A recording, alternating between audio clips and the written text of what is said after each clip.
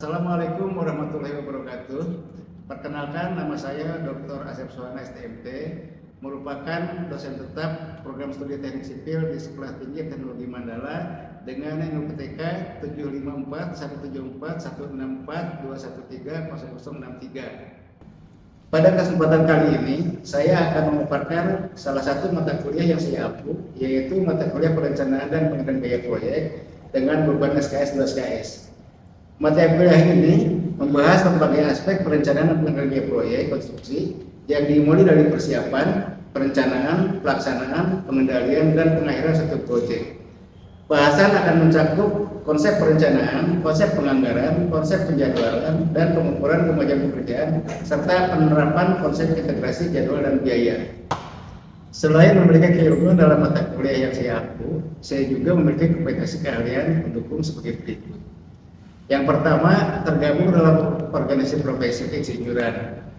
Berikutnya, memiliki sertifikasi nasional bidang manajemen konstruksi yang dikeluarkan oleh BNSB, memiliki sertifikasi nasional profesi insinyur. Capaian pembelajaran mata kuliah atau CPMK dalam mata kuliah perencanaan dan pengendalian biaya proyek meliputi CPMK pertama, mahasiswa memahami konsep sains dan prinsip-prinsip dasar matematik, teknologi informasi, dan teknik sipil sesuai standar yang berlaku untuk diaplikasikan dalam perencanaan dan pengendalian biaya proyek. CPMK kedua, mahasiswa mampu menerapkan pemikiran yang logis, kritis, sistematis, dan inovatif dalam konteks pengembangan ilmu pengetahuan dan teknologi yang memperhatikan dan menerapkan nilai humaniora yang sesuai dengan bidang teknik sipilan.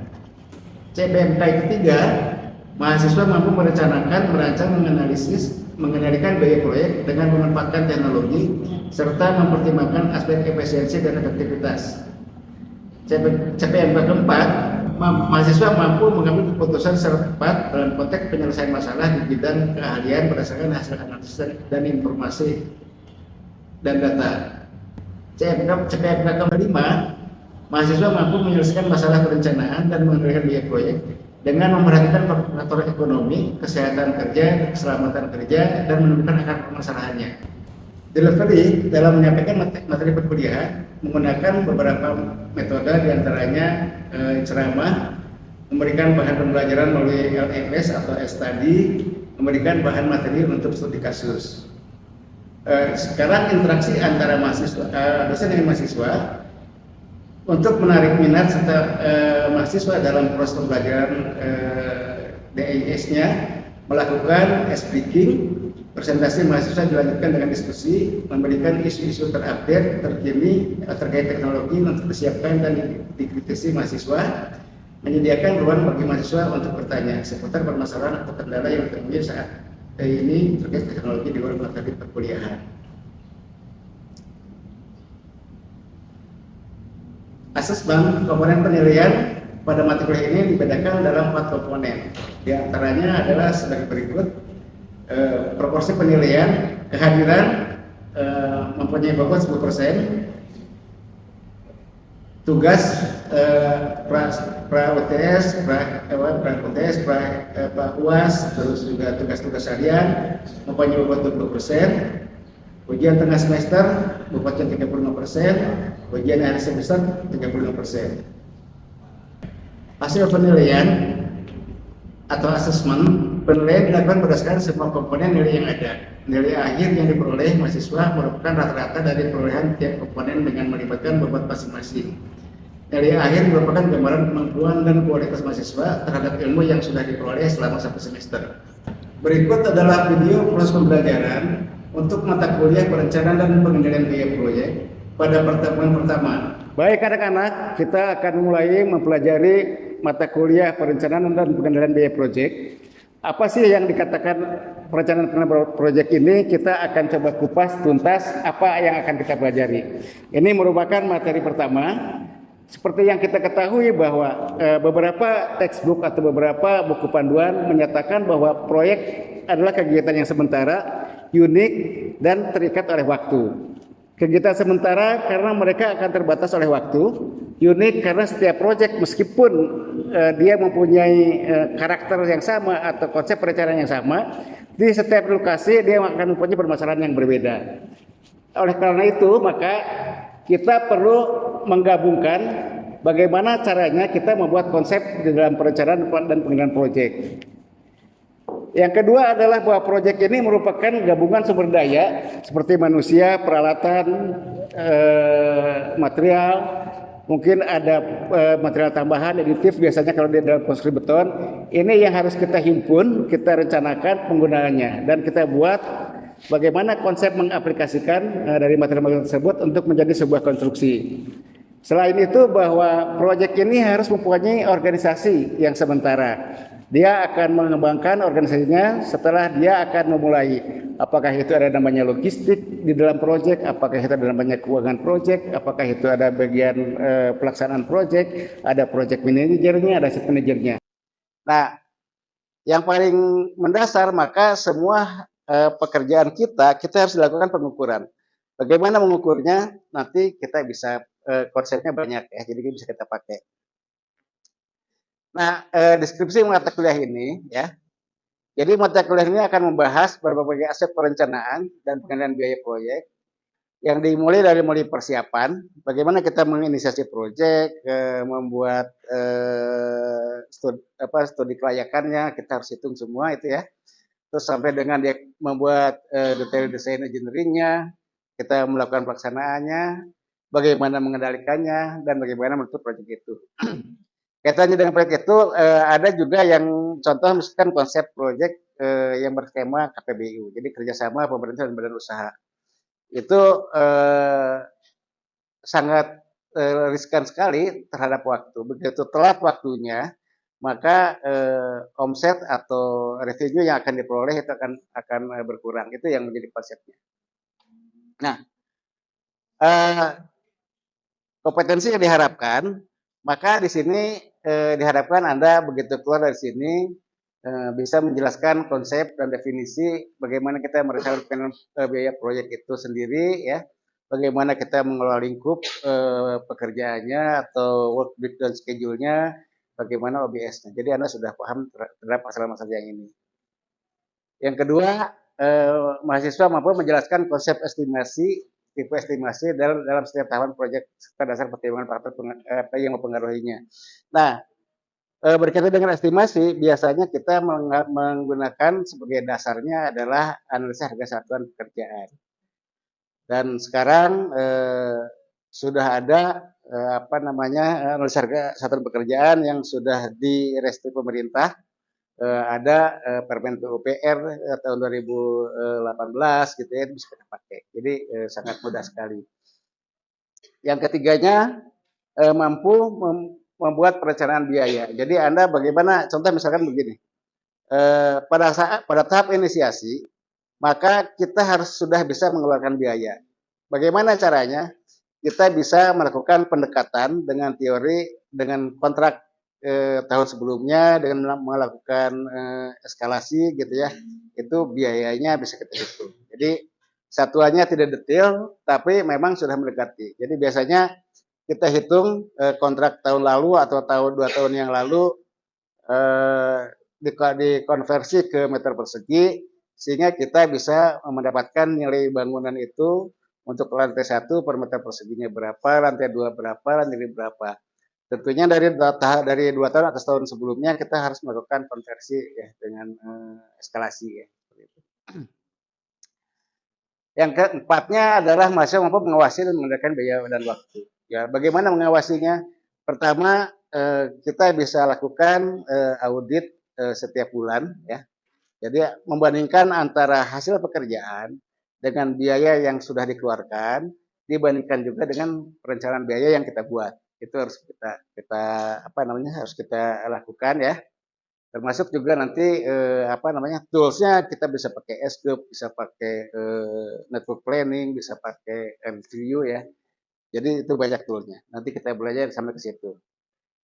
Yang terakhir adalah mampu menetapkan durasi proyek yang paling ekonomis sesuai standar dan peraturan yang berlaku. Jadi dengan konsep tadi kita bisa menentukan berapa durasi proyek kita ya. Jadi contoh misalkan begini, di dalam analisa harga satuan pemerintah ya, itu sudah ada namanya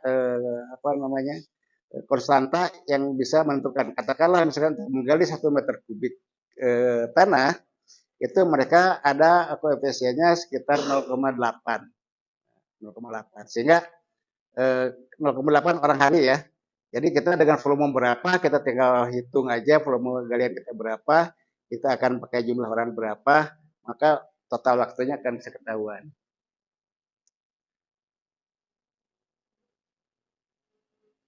Pokok-pokok bahasan yang akan kita bahas nanti ya. Eh, yang pertama adalah pengantar perencanaan dan pengendalian biaya proyek. Ini nanti akan membahas masalah konsep dan definisi tentang perencanaan, terus bagaimana mengendalikannya kita akan bahas nanti di pertemuan kedua.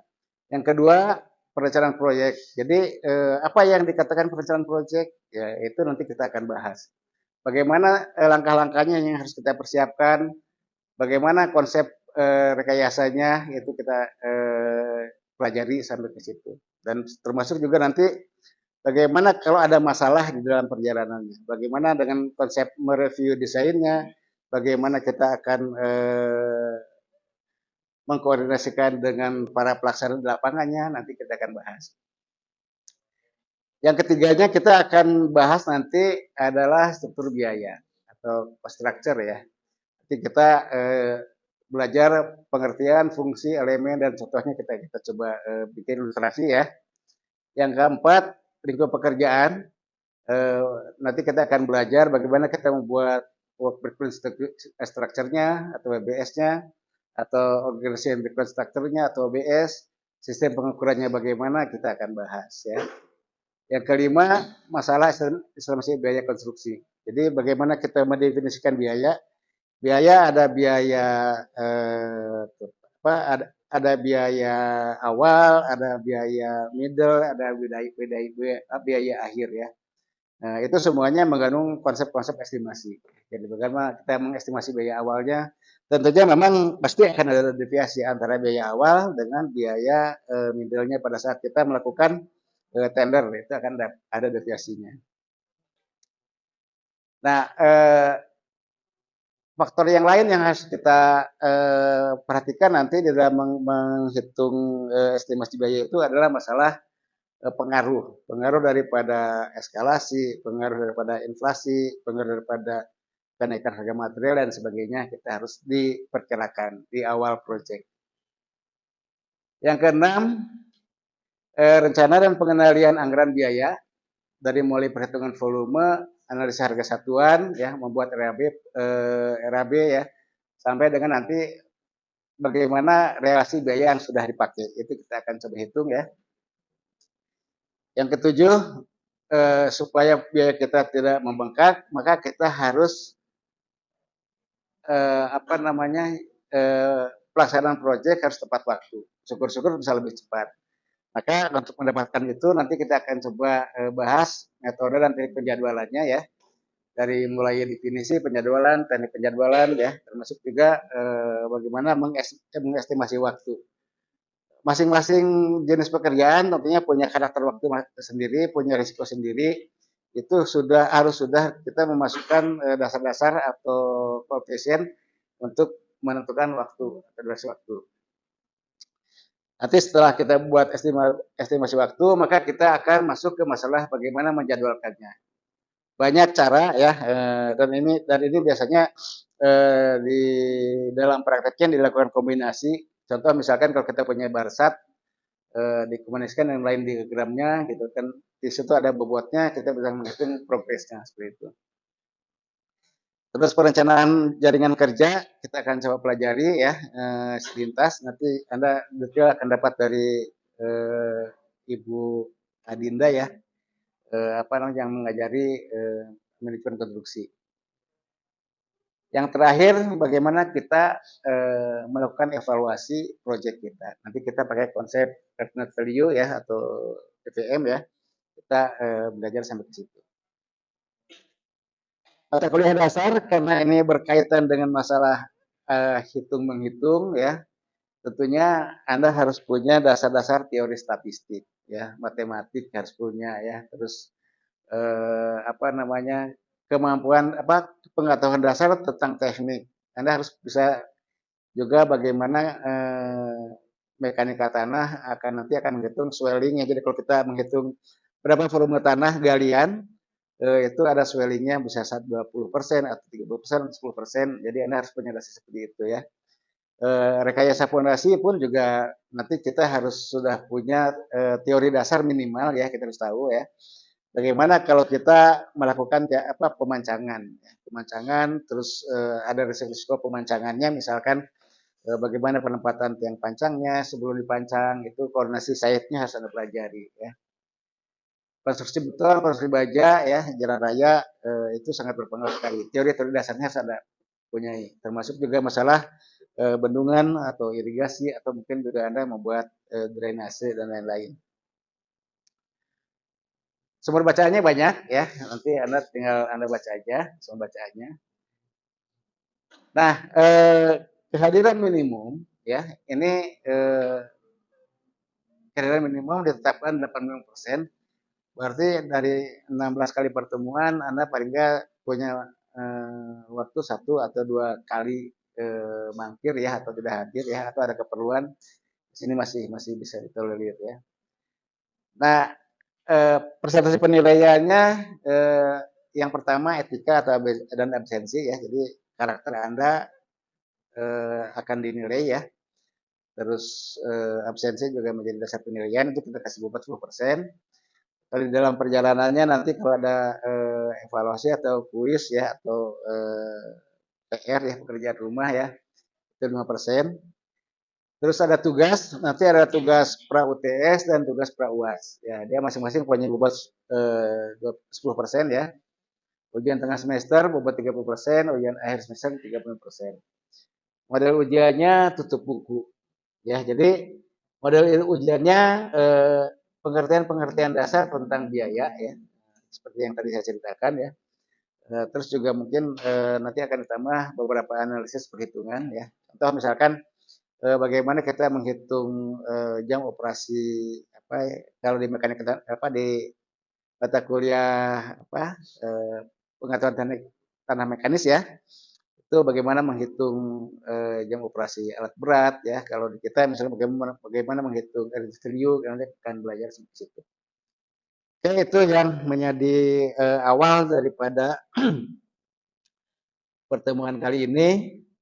Kita coba lanjutkan dengan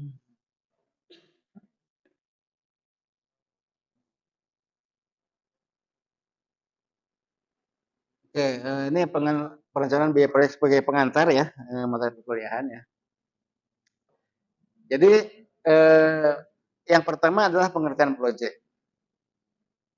Pengertian proyek ini orang banyak mendefinisikan bahwa proyek adalah kegiatan sementara yang berlangsung dalam jangka waktu terbatas dengan alokasi sumber daya tertentu dan dimaksudkan untuk melaksanakan tugas yang sasarannya telah digariskan dalam kontrak bisnis seperti itu.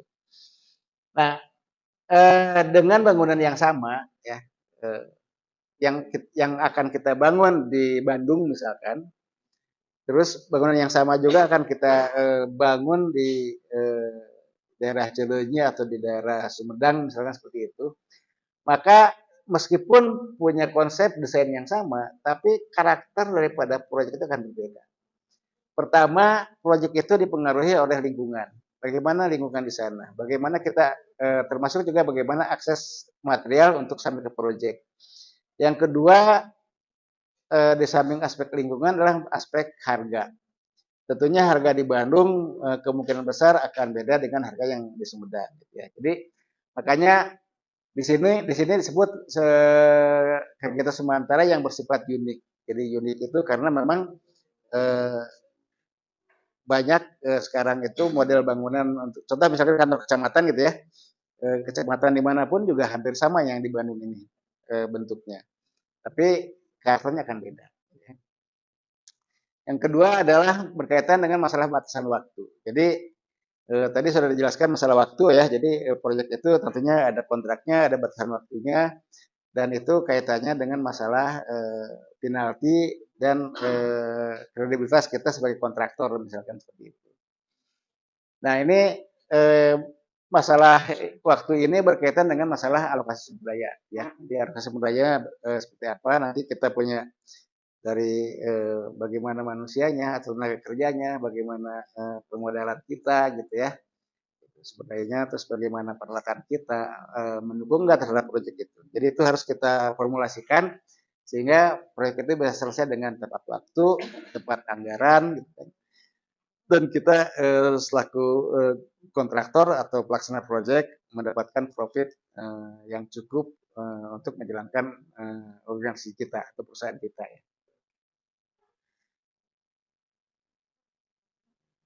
Nah, sekarang kenapa kita belajar manajemen konstruksi? Sementara definisi konstruksi ini adalah merupakan rencana atau spesifikasi yang sudah kita rancang ya.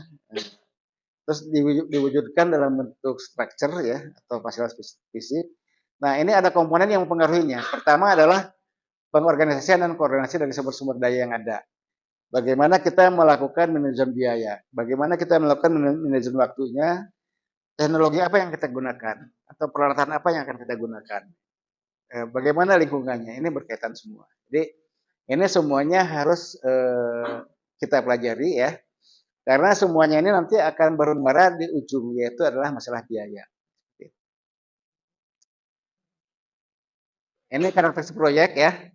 Pertama tadi sudah kita jelaskan, mempunyai sasaran dan tujuan yang jelas, dibatasi oleh rentang waktu dan biaya serta sumber dayanya, sesuatu yang unik dan kejadian tak berulang, mempunyai tahapan dari mulai planning, desain dan controlling ya, termasuk juga konstruksinya, gitu.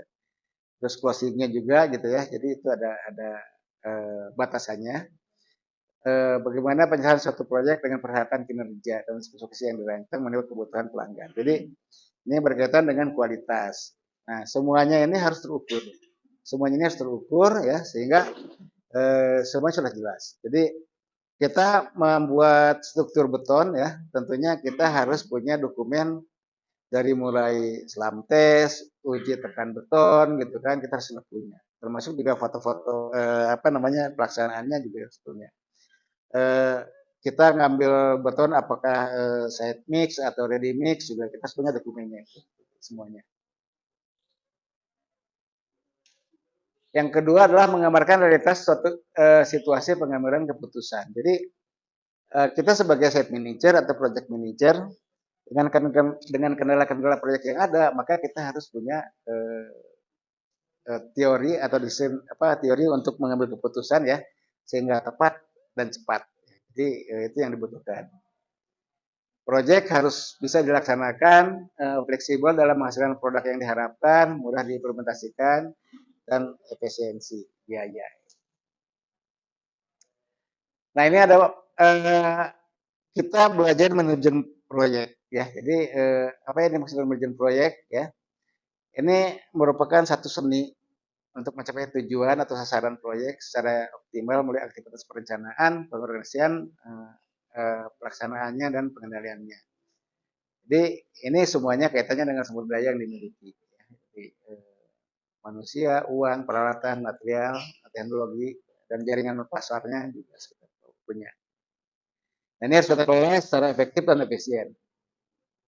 Nah, yang keduanya adalah kita belajar manajemen proyek ini untuk bagaimana menggunakan sistem terintegrasi dengan proses dari para profesional sepanjang desain proyek dilaksanakan. Jadi kita harus mengkoordinasikan dari mulai tahap inisiasi sampai closing. Jadi makanya tadi kita ceritakan begitu ada proyek yang terlambat maka risikonya adalah biaya.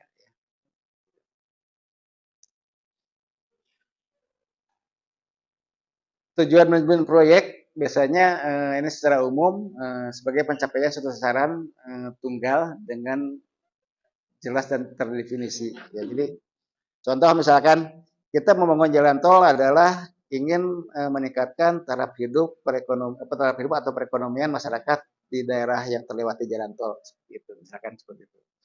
Tentunya dengan pembangunan jalan tol maka akses untuk menuju tempat-tempat tertentu itu menjadi lebih lancar, distribusi barang akan lebih lancar, Mungkin juga pada saat ada orang beristirahat bisa berbisnis di tempat peristirahatannya gitu seperti itu. Ini yang perlu Anda ketahui ya. Yang pertama adalah bagaimana tahapan proyek konstruksi. Ini adalah kesiapan desain engineering itu harus kita siapkan, lahan harus kita siapkan, terus bagaimana komitmen manajemen. Dalam hal ini komitmen manajemen puncak untuk mendanai proyek itu. Terus yang tidak kalah pentingnya kita harus merencanakan biaya. Ini di dalam tahap persiapan ya. Nah kegiatannya kita ada feasibility study ya, ini survei ya kita hitung ya. Ada desainnya kita buat ya di sini perancangannya. Terus kita harus melakukan investigasi terhadap lahan dan sebagainya ini harus kita persiapkan. Di dalam pembangunannya maka bagaimana pengorganisasiannya, bagaimana review desainnya, ini semuanya harus kita persiapkan. Di sini di dalam pelaksanaan itu ada dua tahap, ada proses pengadaannya, ada proses konstruksinya. Jadi ini harus kita siapkan. Terus pemanfaatannya dari mulai serah terima ya sampai dengan bagaimana kita menghitung biaya maintenance. Nah, ini yang tadi kita ceritakan ya, ada biaya, ada waktu, ada kualitas. Nah, ini yang mempengaruhinya dari mulai scope dia akan mempengaruhi biaya, mempengaruhi kualitas, mempengaruhi waktu. Jadi pengendalian semuanya ada di scope ya. Nah, ini semuanya nanti punya risiko. Risiko yang harus kita eliminir, yang harus kita kendalikan risiko proyek ini. Ini ada beberapa hasil penelitian ya. Jadi faktor kegagalan proyek itu pertama adalah kurangnya komitmen organisasi pada metode pengembangan sistem ya. Yang kedua mengambil jalan pintas tanpa melalui metodologi penelitian, komitmen dini dalam menetapkan anggaran dan jadwal. Nah, teknik estimasi yang kurang baik, terlalu optimis, kurang keterampilan dari manajemen, kegagalan beradaptasi pada perubahan bisnis, sumber daya yang tidak mencukupi, kegagalan dalam mengelola perencanaan. Nah ini semuanya sangat berpengaruh sekali terhadap kegagalan proyek. Faktor keberhasilannya yang sangat mempengaruhi adalah dukungan eksekutif. Jadi kalau Anda sebagai set manager maka dukungan direktur Anda, direktur keuangan Anda terutama ya ini dibutuhkan sekali di dalam pendanaan proyek. Yang kedua adalah keterlibatan pengguna. Jadi di sini ada masalah review, masalah kontrol, kualitas. Ini harus kita melibatkan user ya, supaya apa yang diinginkan user kita sudah tahu. Kita harus menggunakan manajer proyek yang berpengalaman, tujuan bisnisnya yang jelas, lingkup yang diminimalisir ya supaya dia lebih efektif gitu ya. Kebutuhan dasar yang mantap, metodologi formal, estimasi yang handal. Ini semua menjadi faktor-faktor keberhasilan proyek. Ini pengaruh, ya, pengaruh yang menjadi permasalahan biasanya dalam proyek ya. Pertama adalah inflasi, ini berpengaruh terhadap biaya. Yang kedua adalah penundaan waktu. Jadi kalau Anda menunda waktu ya atau telat mulai start proyeknya, ini berpengaruh terhadap biaya. Modal kerja terhadap biaya berpengaruh. Sengketa hukum, bunga bank, ini sangat berpengaruh sekali.